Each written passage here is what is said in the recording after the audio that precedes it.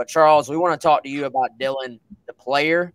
I know at one point he had climbed as high as #1 in this class in the On3 rankings. Let's start in general, then maybe we can dive into some more minute details. But what do you see when you first flip on the film when you look at Dylan Stewart? Yeah, I think it's as simple as this is a guy who has high-end size, athleticism. He's extremely explosive. He's around 6'5", 250. He's actually gotten bigger over the past probably 6 months. He was a guy who probably was around 6'5", 230. Heading into his junior season, he's now topping the scales at 250. He's a big guy with a big frame, and he can really move at that size. He was clocking 4.6s as a sophomore. And then you turn the film on and you see that just the translatable physical tools just pop off the screen. Like I recently updated his scouting report, scouting summary on his On3 profile. So if you go to his profile and click the scouting tab, that's up to date. But,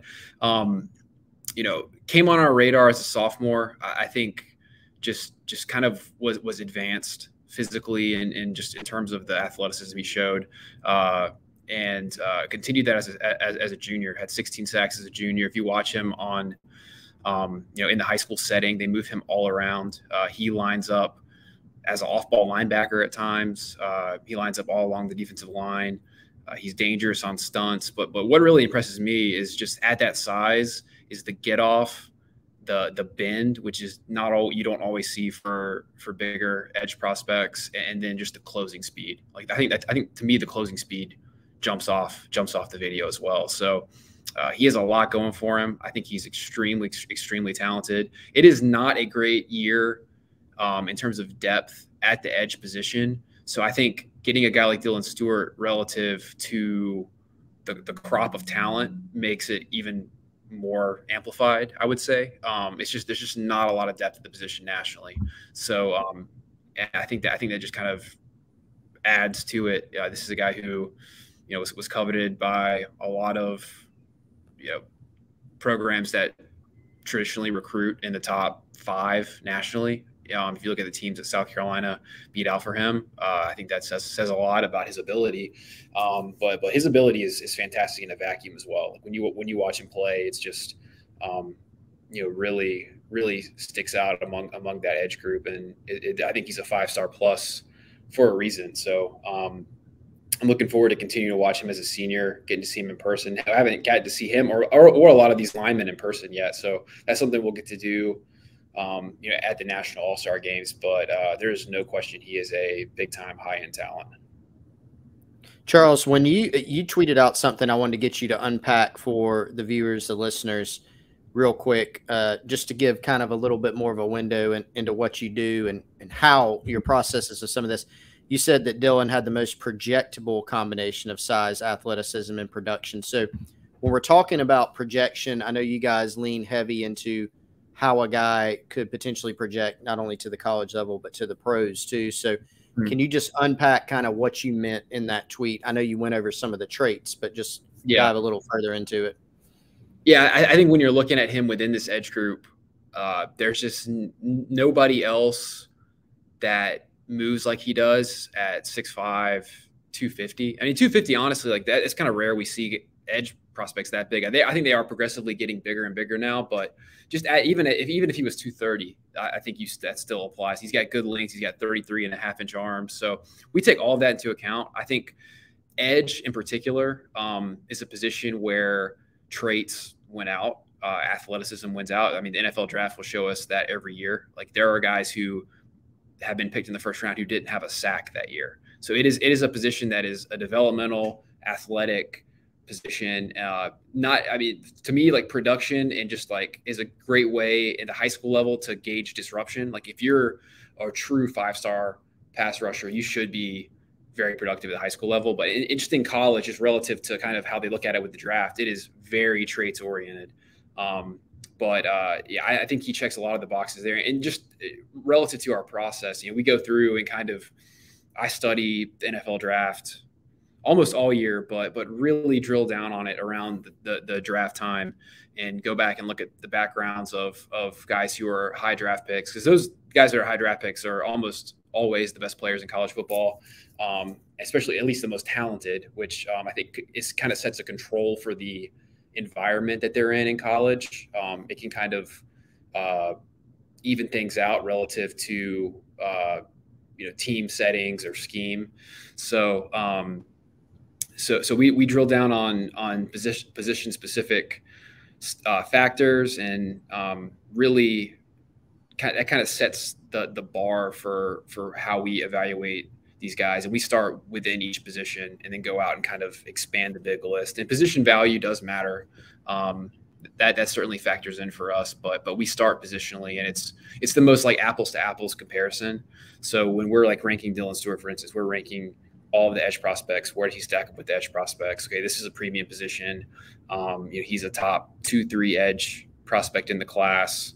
That puts him in contention to be a 5-star, and that's kind of how we approach it from there. And then we sort everybody in together. So, hanging out here with Charles Power, he is the director of scouting and rankings for On3.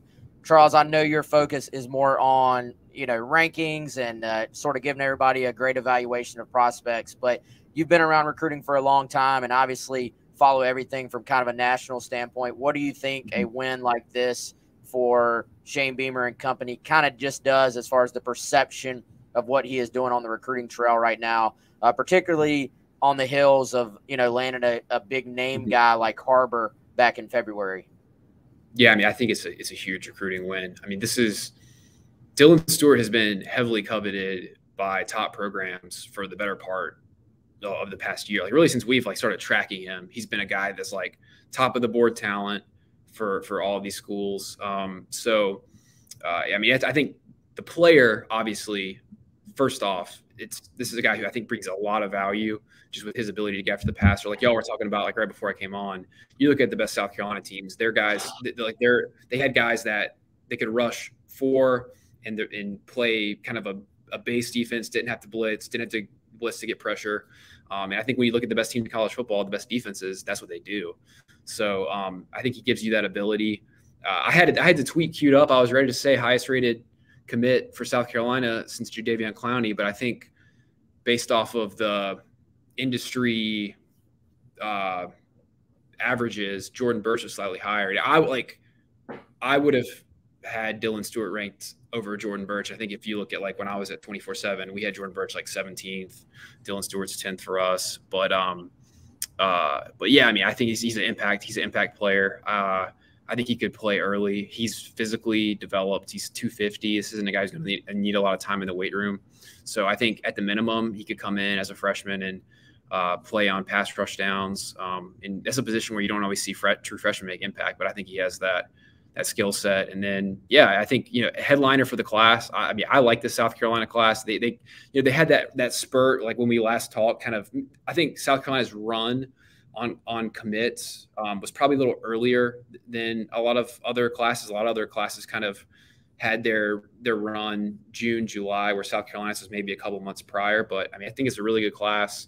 Done really well in state, which I think is always important. And then you talk about landing a guy, a 5-star plus prospect at a premium position as a pass rusher from out of state, who was heavily coveted by schools that recruit in the top 5 every year. I think that's just a monumental win for Shane Beamer, going in and getting him out of the DMV. I mean, that's definitely an area where they've done really well. I'm sure y'all talk about that all the time, but I think tapping into that, DC, Maryland, Virginia area, given the connections there, I think being the probably geographically, I guess maybe the closest SEC school. I know that's something that South Carolina has talked about for years, kind of getting into that Atlantic Northeast area, expanding that to the footprint, given the geography proximity relative to the rest of the conference.